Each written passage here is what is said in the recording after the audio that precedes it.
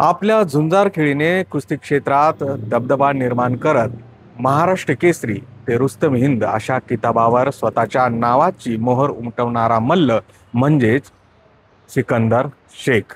सिकंदर शेख सध्या पंजाब पोलिसांच्या अटकेत आहे. पंजाब पोलिसांनी सिकंदर शेखला कोणत्या गुन्ह्यात अटक केली, त्याचा या गुन्ह्यात नेमका काय सहभाग होता आणि त्याच्या अटकेचे महाराष्ट्राच्या कुस्ती क्षेत्रात काय पडसाद उमटतायत, जाणून घेऊया पुढच्या काही मिनिटात. नमस्कार, मी गोविंद आणि तुम्ही पाहताय न्यूज 18 लोकमत.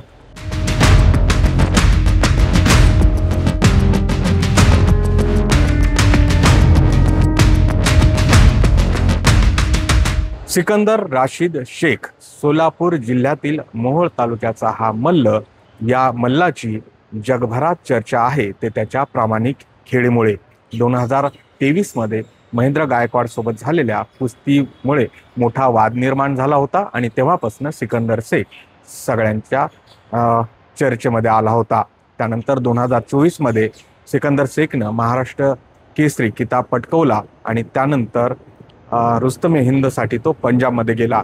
मागील काही महिन्यांपासून त्याचं वास्तव्य पंजाब प्रांतातच होतं आणि इथेच तो आंतरराज्यीय गुन्हेगारांच्या टोळीच्या संपर्कात आल्याची प्राथमिक माहिती आता समोर येते. तो कोणत्या टोळीच्या संपर्कात आला आणि त्याचं या टोळीमध्ये नेमकं काय काम होतं याबद्दल पंजाब पोलिसांकडे उपलब्ध असलेल्या माहितीनुसार त्या टोळीचं नाव होतं पपला गुर्जर टोळी. ही पपला गुर्जर टोळी राजस्थान, हरियाणा त्याचबरोबर पंजाब प्रांतामध्ये कार्यरत आहे आणि खून, दरोडा, खंडणी, बदला घेणे, सुपारी घेणे अशा पद्धतीचे गुन्हे या टोळीच्या म्होरक्यावर दाखल आहेत. विक्रम उर्फ पपला असं या टोळी प्रमुखाचं नाव आहे आणि या विक्रमवर 2015 मध्ये न्यायालयाच्या बाहेर एका व्यक्तीची निर्गुण हत्या करणे, त्याच्या काही दिवसानंतर एका व्यक्तीची सुपारी घेऊन त्याच्यावर 23 गोळ्या झाडून त्याची क्रूर हत्या करणे अशा स्वरूपाचे गुन्हे दाखल होते. या दोन्ही गुन्हे दाखल झाल्यानंतर तो फरार झाला आणि त्याचा शोध घेत 2019 मध्ये त्याला राजस्थानच्या बहेरड पोलीस ठाण्यामध्ये अटक केल्या गेलं. त्या पोलिसांनी त्याला अटक केलं. मात्र दुसऱ्याच दिवशी या पपला गुर्जर टोळीचा जो म्होरक्या होता विक्रम, त्याचे 30 साथीदार येतात आणि या बहेरड पोलीस स्टेशनवर AK-47 या अत्याधुनिक मशीन गनने अंधाधुंद फायरिंग करून त्याला तिथून पळवून नेतात. तिथून विक्रम पळतो. तो थेट 2021 मध्येच राजस्थान पोलिसांना मिळून येतो. तो महाराष्ट्राच्या कोल्हापूरमध्ये. राजस्थान पोलीस त्याला कोल्हापूरमधनं अटक करतात. मात्र इथेच हा जो विक्रम आहे, पपला गुर्जर टोळीचा म्होरक्या आणि सिकंदर शेख यांच्या मध्ये एक बोलणी होते आणि तिथेच या दोघांचा संबंध येतो अशी प्राथमिक माहिती आता समोर येते. या सगळ्या प्रकरणामध्ये जेव्हा पंजाब पोलिसांनी सिकंदर शेखला अटक केली, म्हणजे 2 दिवसांपूर्वी 24 ऑक्टोबरला हा सगळा अटकेचा घटनाक्रम घडला. त्यानुसार 24 ऑक्टोबरच्या दुपारी सिकंदर शेख, बंटी आणि दानवीर नावाचा जो पपला गुर्जर टोळीचा सदस्य आहे, हे तिघही एका चौकात भेटणार होते. बंटी आणि दानवीरकडे 2 पिस्टल होत्या आणि ते सिकंदर शेखला देणार होते. ही माहिती पंजाब पोलिसाच्या CI कडे उपलब्ध होती. त्यानुसार त्यांनी तिथे सापळा रचला आणि सिकंदर शेखसह दोघांनाही अटक केली. या तिघांचा जेव्हा जबाब घेण्यात आला तेव्हा हे तिघही मिळून कृष्णा उर्फ हॅप्पी या गुन्हेगाराला ती 2 पिस्टल देणार होती. याची माहिती पोलिसांनी घेतली आणि पंजाब पोलीस कृष्णा उर्फ हॅप्पी या गुन्हेगारापर्यंत पोहोचले आणि त्याच्याकडनं देखील 3 पिस्टल हस्तगत केल्या. या चौघांकडनंही, 4ही गुन्हेगाराकडनं एकूण 5 शस्त्र जे बेकायदेशीर ते बाळगत होते आणि त्याची तस्करी करत होते, यासाठी म्हणून त्यांच्यावर आरोप ठेवत त्यांच्या विरुद्ध गुन्हे दाखल करत त्यांना अटक करण्यात आली आहे. मात्र सिकंदर शेख जो होता, या शस्त्र पुरवण्याच्या तस्करीमध्ये मध्यस्थाची भूमिका वठवत होता आणि हा ठपका त्याच्यावर आहे. त्याचबरोबर या पपला गुर्जर टोळीशी देखील त्याचा संबंध असल्याचं पंजाब पोलिसांनी स्पष्ट केलं आहे।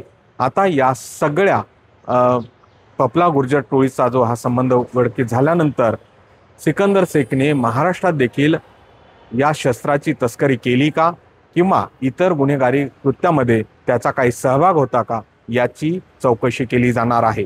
मात्र ही अटक झाल्यानंतर सगळ्यात मोठी खळबळ उडाली ती महाराष्ट्राच्या कुस्ती क्षेत्रामध्ये। या क्षेत्रात नामवंत मल्ल त्याचबरोबर जे पंच आहेत, आंतरराष्ट्रीय पंच आहेत, त्यांच्यासाठी ही धक्का देणारी बाब होती। कारण की नावारूपाला आलेला सिकंदर शेख अनेक कुस्ती शौकीनांच्या, प्रेमींच्या, त्याचबरोबर या क्षेत्रात येऊ पाहणाऱ्या तरुणांच्या गळ्यातला ताईद बनला होता। अनेक तरुणांसाठी तो आयडॉल बनत चालला होता। अशा प्रकारे एका उच्च ठिकाणी पोहोचलेला सिकंदर शेख अशा पद्धतीने गुन्हेगारी कृत्यात अटक व्हावा ही बाब कुस्ती क्षेत्राला कलंकित करणारी असल्याचं सांगत अनेक जाणकारांनी या संदर्भात खेद व्यक्त केला आहे। सिकंदर शेख या पैलवानानं आज क्रीडा क्षेत्र पूर्ण बदनाम केले म्हणायला काही हरकत नाही।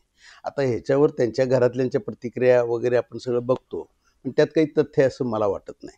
कारण त्याच्या अलीकडच्या ज्या गोष्टी ऐकायला मिळतात त्या अतिशय निंदनीयच आहेत, जे ऐकायला मिळतं ते। आणि कुस्ती क्षेत्रामध्ये सुद्धा डोपिंग वगैरे हे आपण बघतो सगळीकडं, पण ड्रग्समध्ये जायचं आणि त्याच्या आहारी जायचं आणि ही तस्करी वगैरे करायची असे आता आरोप होत आहेत। हे किती भूषणाव आहे क्रीडा क्षेत्राला आणि कुस्ती क्षेत्राला विशेषतः। आता कुस्ती क्षेत्रात काही पैलवान नाही आहेत, आज कितीतरी आहेत, परंतु सिकंदर शेख ह्या वाम मार्गाला म्हणजे ज्या तस्करी करणं आणि एक नंबर होतो तो आरोपी, हे सोपं नाही आहे। पंजाब पोलीस आता मोहालीमध्ये सुद्धा तो आता गेले काही वर्ष तो तिथं स्थायिक झालेला आहे। कुणीही माहिती घ्यावी, हे आम्हालाही माहिती आहे। महाराष्ट्र केसरी पद आता तिथं सुद्धा 2-2 महाराष्ट्र केसरी आहेत, ते खरा कोण आणि खोटा कोण हेही आहे। म्हणजे कुस्त्या सुद्धा आता नुरा कुस्त्या व्हायला लागल्या, किती दुर्दैव आहे। म्हणजे सिकंदर शेख जिंकला म्हणजे इथं सुद्धा आता ह्या ओरड चालूच होती ना। पैलवानी क्षेत्रात सुद्धा 2-2 गट झालेले आहेत। क्रीडा क्षेत्रात हे अतिशय निंदनीय गोष्ट आज सिकंदर शेखमुळे झालेली आहे। आणि आत्ता सध्याचं वातावरण बघितलं, आज भारत पाकिस्तान हे जे आपण सगळं बघतो आणि ह्याच्यातनं ही तस्करीतनं काय काय मुद्दे बाहेर येणार आहेत हे फार गंभीर आहे। आणि ते आता महाराष्ट्राकडे धागेदोरे। आज सोलापूर जिल्ह्यामध्ये सिकंदर शेखच्या संपर्कात असणारे महाराष्ट्रातले किती आहेत ह्याचा सुद्धा तपास होणं गरजेचं आहे आता। आणि जर का सिकंदर शेखनं पैशाचं आमिष दाखवून जर का काही क्रीडा क्षेत्रातलीच आमची पैलवान मंडळी आणि त्यांना जवळ केलं असेल तर ते इनोसंट असतात। पैलवान हा इनोसंट असतो आणि आपल्या जवळचा मित्र एकदा पैलवान असेल तर त्याने एखादी गोष्ट सांगितली की अनावधानानं तो करून जातो। हे पैलवानी क्षेत्र आहे। पैलवानी क्षेत्रामध्ये अतिशय प्रामाणिकपणा असतो। आणि जर का सिकंदर शेखनं असं केलं असेल तर पंजाब पोलीस आज महाराष्ट्राच्या पोलिसांच्या मदतीनं महाराष्ट्रात सुद्धा कुठं कुठं सिकंदर शेखनं ही तस्करी केलेली आहे हे शोधून काढणार होता। त्यामुळं आता सगळीकडं पळापळी चालू झालेली आहे। हे सत्य आहे। आता हिंद केसरीचं तो किताब घेणार होता म्हणून हा डाव केलाय असं होत नाही। एवढ्या खालच्या पातळीला क्रीडा क्षेत्रात कुणी जात नाही। हिंद केसरी होणार आहे म्हणून असं तस्करी, आता ह्याच्यात पुरावे सापडायला लागले असतील तर हे दुर्दैव नाही आहे का? आणि ह्याच्यामध्ये कुठलीही दिशा द्यायचा प्रयत्न कुणी करायचं गरज नाही आहे। म्हणजे आता ह्याच्यात उद्याच्या काळातला एक धोका सांगू, ह्याच्यात जातीवाद सुद्धा आणला जाईल। सिकंदर शेख कोण आहे, सिकंदरची जात अशी आहे म्हणून त्याला आता हे बदनाम असं सुद्धा होईल, परंतु हे चुकीचं आहे। क्रीडापटू हा क्रीडापटू, त्याला सगळ्या महाराष्ट्रानं डोक्यावर घेतलं होतं सिकंदरला, अतिशय चांगला पैलवान, पण तो वाहत गेला। एकदम मोठं व्हायचं, एकदम श्रीमंत व्हायचं असंच म्हणायला लागेल। आता दुसरी बाजू सुद्धा बोलली जाईल की ते आरोप आहेत, गुन्हेगार कुठं सिद्ध झाला आहे ह्या बोलण्याला काही अर्थ नाही। आज जे दिसतंय तुम्हाला, पोलीस म्हणजे त्याच्यामध्ये तपास करून पंजाब पोलीस म्हणजे काय अडाणी आहे?